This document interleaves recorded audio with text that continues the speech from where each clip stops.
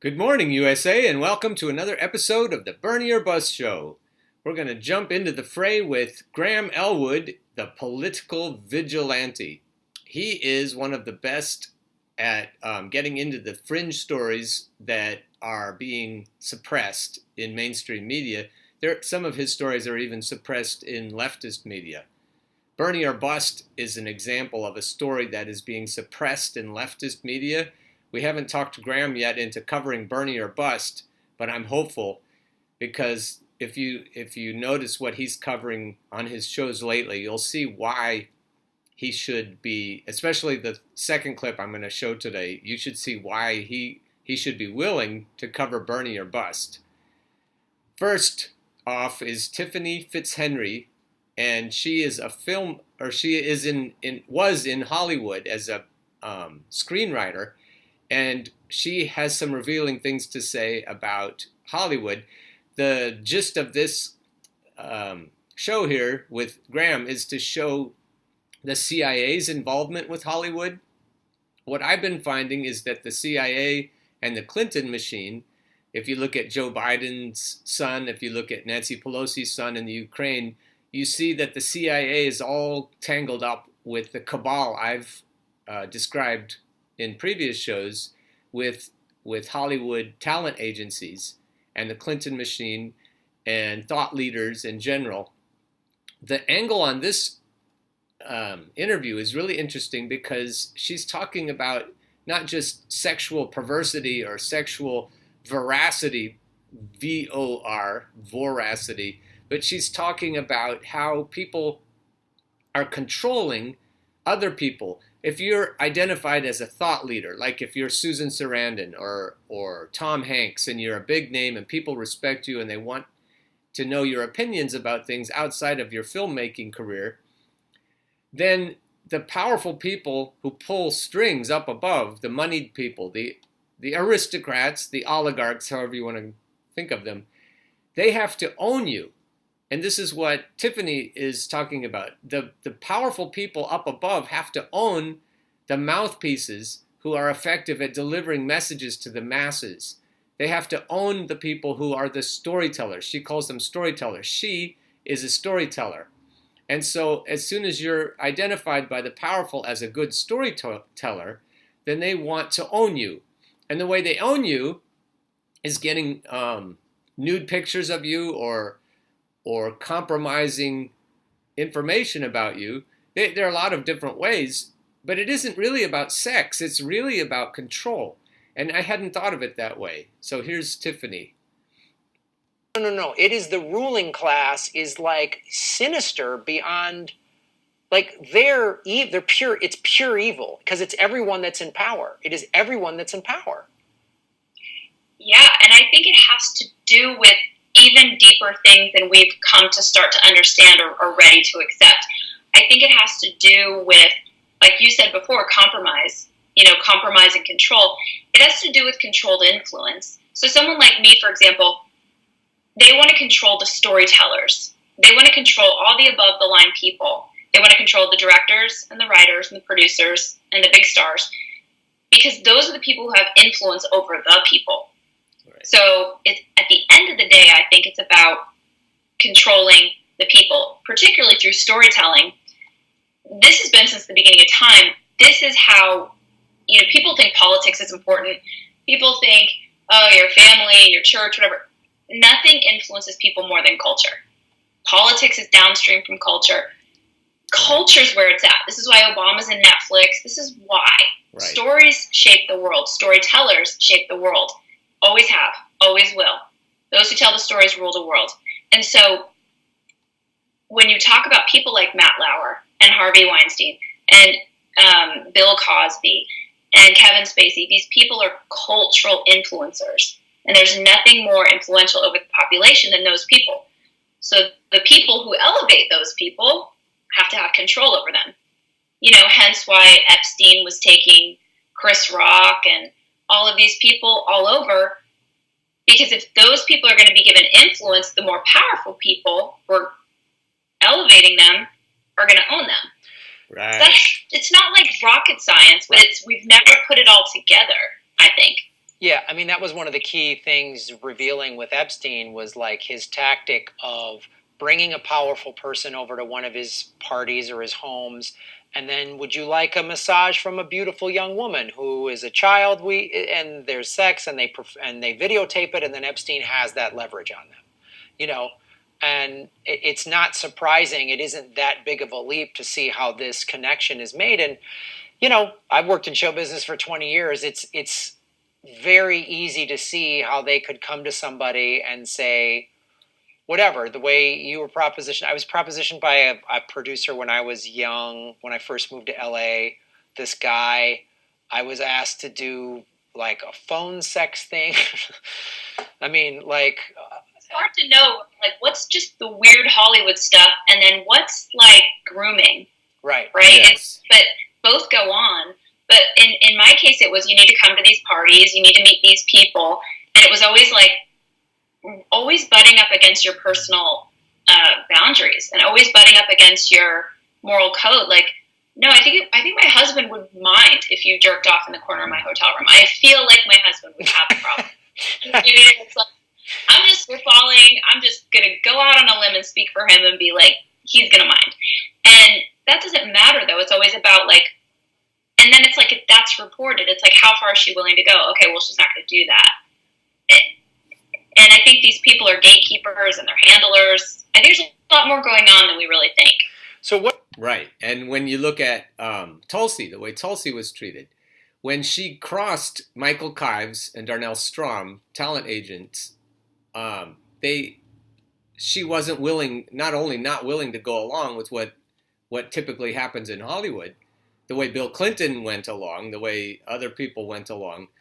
Not only was she not willing to do that, she was not willing to endorse Hillary Clinton, the anointed queen, who's really close, if anyone is, to the center of this cabal. And so they have actively suppressed Tulsi, and they've suppressed anyone else who doesn't play their way. If they can't control you, if they can't own you, then if you're an effective storyteller, such as Susan Sarandon, they're going to come at you like a hive of bees if you come against their chosen people. And that's what they've done with Susan Sarandon. She's one of these storytellers that Tiffany's talking about, and therefore she's a threat. Let's go to a different clip. And this guy is a documentary filmmaker. His name is Kevin Ronka. I can't even find his documentary film to purchase it, and it sounds really good. It was the 2016, the Philadelphia Convention, and the different cheating tactics. This is what he says about neoliberals and how they are cheating when they're talking about whataboutism. It's amazing. I've been called a Russian bot. I've been called a Russian agent, but largely the doc didn't get seen by as many people because we were banned from Twitter within a week. And we literally barely did anything. This is the other part. I got the clips out of order. So let's talk about this one. He is like me. My Twitter account is suspended. This is how tricky it is when you have a narrative. If you're a storyteller, a documentary filmmaker, so this is a really well done documentary. It sounds like with big name people involved, and it's you can't get it out. So this is what he says about Twitter and Facebook. On Twitter, we are not allowed to have a Twitter. To this day, I've shown my wife, if I make a Twitter or I make one for the Revolution Televised, any variation of within 10 seconds, it says your account's been suspended. We are incapable of being any presence on Twitter, which has silenced us. We were getting an insane Facebook reach, and then we tried to boost a Julian Assange article for several $100s to get it out there, and they took all our privileges to boost away, and suddenly... That's happened to me too on Facebook when I've tried to boost a post. I've jumped through an incredible number of hoops. I had to mail my driver's license. They had to mail, or I had to give them my driver's license and then a picture of it, and then they had to mail me back through snail mail to my address to verify it was me. And so they're trying to make sure I'm not a Russian bot. But then when you try to boost a post, say you wanted to boost a post to the audience of Jimmy Dore or Lee Camp, you're not allowed to do that. You're not allowed to find the target audience that you want. And in some cases, you're not allowed to boost a post that they've identified as spam.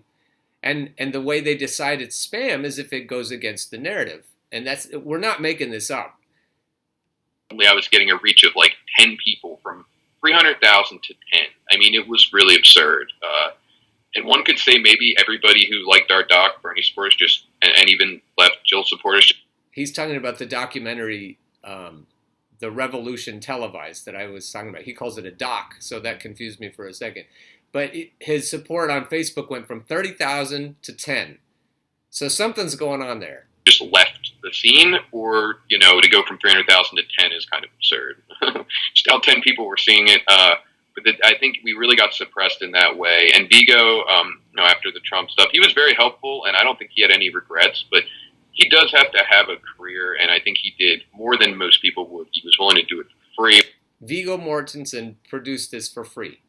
Which is absurd, which I didn't tell people for years and years, but I think it's important because it shows just what kind of person he is, that, he would do a doc being as people really try to get him for their projects, and he's very picky. So that was enormous to us. The fact that he answered our email, I mean, we had reached out to Mark Ruffalo and Danny Glover. Those guys have talent agencies, Mark Ruffalo and Danny Glover.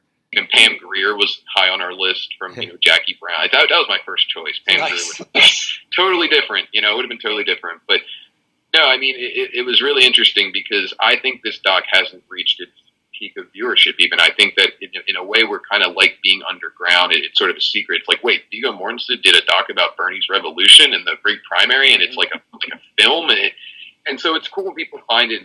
See, this is Viggo Mortensen. You're at a high level here of storytelling. If you're an excellent storyteller on, say, MSNBC, say you're Phil Donahue, and you want to have an anti-war message, you'll get fired. It seems like maybe a story that should be off on the side eddies.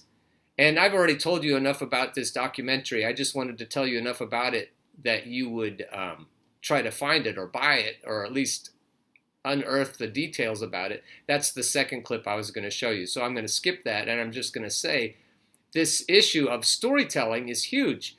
As Tiffany said, there isn't any higher or more powerful way to change the way this planet functions. The storytellers are at the very top. And so the fact that if you're a storyteller, even a very high profile one, and you try to get the message out, social media will squelch it. It won't be covered on corporate news. You'll be ignored to death or shouted to death. Like if you're Susan Sarandon and you take a stand, you're going to be swarmed. And so what we need to understand is somehow through protests or violence or nonviolence, whatever we need to do, we need to get a grip on how the stories are being presented to us. If we don't have the right information, if we have only propaganda to eat, to drink, to breathe, to swim in, we're in big trouble. And that's the way it's been for a long time. And so that, neoliberal. I do want to show you what he said about neoliberal tactics. That's in this clip. Outism that says that if you call out, the neoliberal or democratic establishment, you're playing Trump's game. And it is a horrible way to weaponize language. We've seen words like fascist. And it's weaponized, and then the storytellers that are paid for and owned and controlled, and maybe they have dirty pictures on these people, they will weaponize the language the way he's describing. And there's no equal way to debunk it. There's no equal way to come back at it, because some storytellers are allowed to speak and others are being repressed. And this guy is definitely brilliant, and he's being repressed. Neo-Nazi, misogynist, homophobe. I mean, these words have actually been weaponized by neoliberals to shut down anyone who disagrees with them.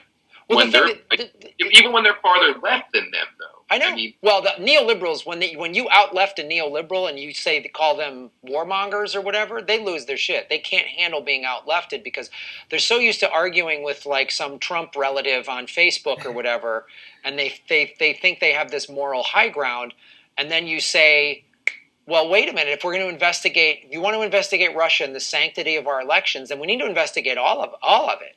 Like, we need to investigate the DNC rigging. Oh, don't relitigate 2016. Well, wait a minute. That's what you're doing with 3 years of screaming about Russia, which, like, it's a form of, it's like they're just as crazy and they think they're so much better than the Trump supporter that says, oh, he never lies.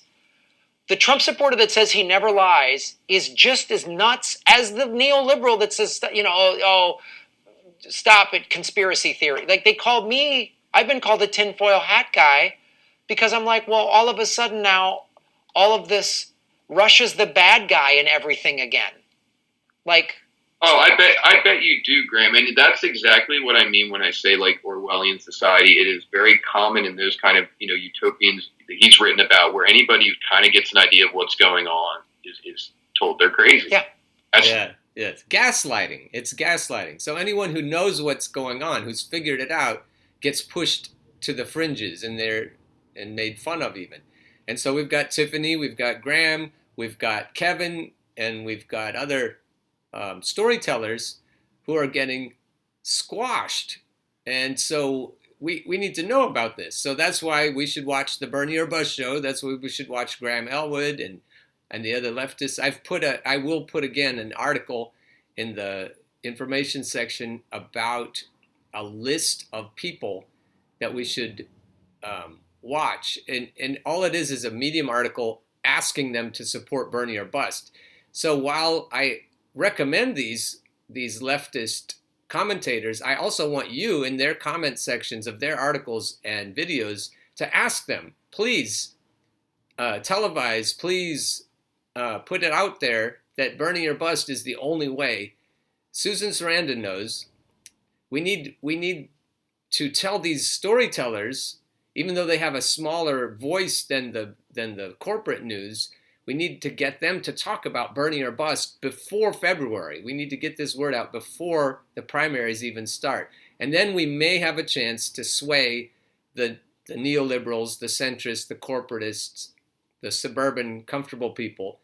We may then be able to show them that there's only one candidate who can possibly defeat Donald Trump, which I've said before lots of times. So I'll leave you with that. Please have a good day and keep on burning.